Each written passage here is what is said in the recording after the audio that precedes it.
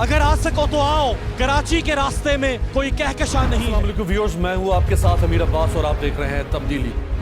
ये lighter tone नहीं है, ये बहुत सीरियस बात है। एटीट्यूड अगर अभी भी समझ ना आया किसी को तो ये तो बदकिस्मती है इस कौम की। लोग आमरीत पे तुफ करेंगे अगर जमहूरियत काम करे। पीपल पार्टी बिलावल कराची में जलसा नहीं कर सकती।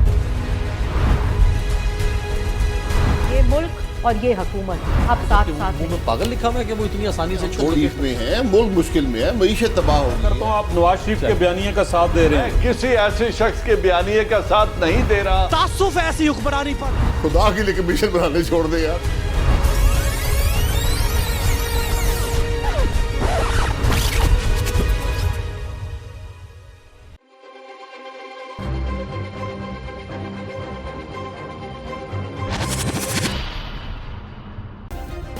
सब्सक्राइब करें और बेल दबाएं ताकि कोई खबर रह न जाए।